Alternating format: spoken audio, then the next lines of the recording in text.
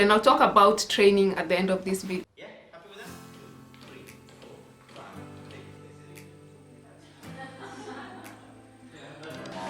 6, 7. Hi guys, hello and welcome back to my channel. I hope that you are doing great. So today I'm going to be talking about something that a lot of people have been asking me to talk about, and that is the Osce exam for overseas nurses who are in the process of registering to work as nurses in the UK.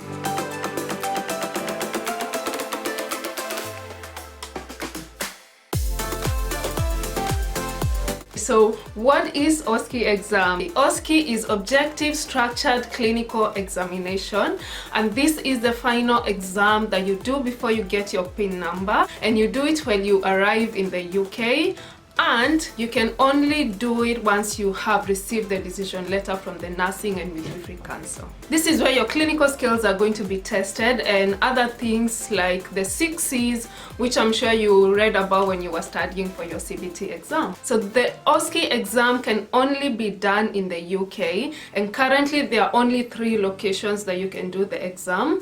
Number 1 is Northampton University, number 2 is Oxford University, and number 3 is Ulster University in Northern Ireland. So the cost of the Osce exam is £992, and in cases where you maybe fail part of the exam, you're supposed to pay £446 to resit the exam. But if you happen to fail the entire exam, then I think you're going to have to pay the whole amount again before you do the resit. For the resit, I think they say you have to wait 10 days before you do the resit, and if you happen to fail the resit, then you have to wait for 6 months before you do the exam again. There have been changes that have been made, which is actually good news. I remember when I was doing the Osce exam, at that time, if for example there are 2 stations for skills, so if you happened to fail one skill, then you would have to go back and do both of them. But currently they are saying that if you fail one station, then you have to repeat just that one that you failed. So that's good, guys, right? So let's talk about the structure of the exam. There are 6 stations that you will have to go through before you finish the entire exam, and those stations include 2 skills stations, and then the other 4 are the API stations, which is assessment, planning, implementation, and evaluation. So that is your whole exam, 6 stations, 2 skills plus 4 API stations, and then you're done. These are skills that you do day to day in your nursing job: wound dressing, IM or subcutaneous injections, urine sample collection, catheter removal. Now you are given a time limit to do this. For example, they say one station can be 15 minutes.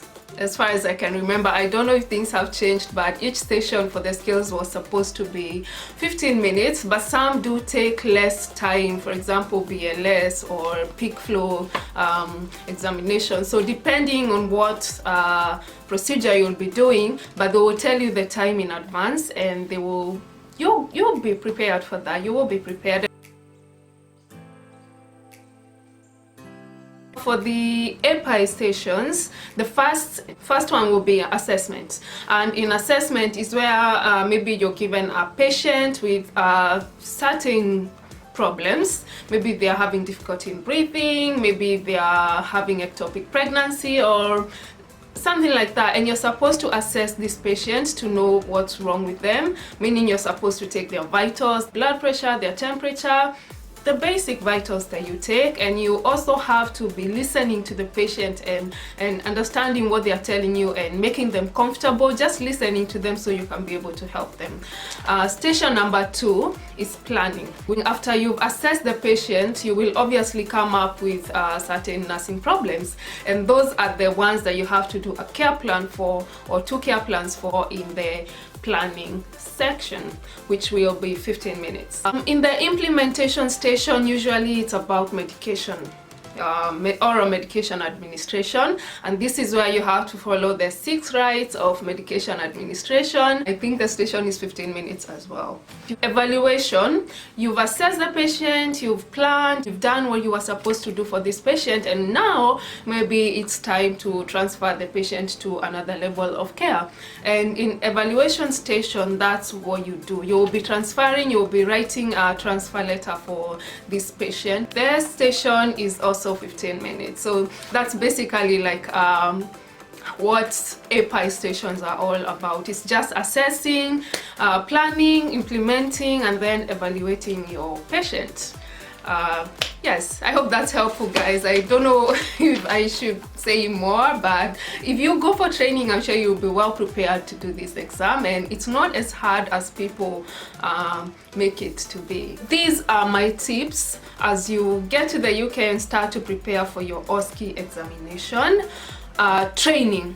Training or getting a trainer who will help you in preparing for your exam. Some people say it's not necessary. In my opinion, I think that's one thing that you should be doing before you even book your exam, because we are all coming from different places, and in this exam you have to know what is expected of you. So if you attend the training, if you get a good trainer, I think you will be prepared and you will know exactly what your examiner is wanting you to do. Some companies do provide trainers for the exam. Some are good trainers, some are not good trainers. I was lucky enough that my trainer was really good. I passed within the first attempt. Most people pass within the first attempt. So if you're looking for a trainer, just find me on Facebook and I'm going to refer you to the trainer. Another tip is when you're going for that exam, it's going to last a couple of hours, and maybe you'll be given procedures like BLS where you have to do, you know, compressions, and that would take up your energy. So have a really good breakfast, you know, one of those English breakfasts where the table is full of food. Just take all of them and hydrate, and then go for the exam with a clear mind, and I promise you, you are going to pass. So I think that's all I had for this Osce exam, guys. So if you have more questions, just find me on Instagram or Facebook, or comment down below, and don't forget to subscribe for more videos like this, and I will see you on the next video. So bye bye.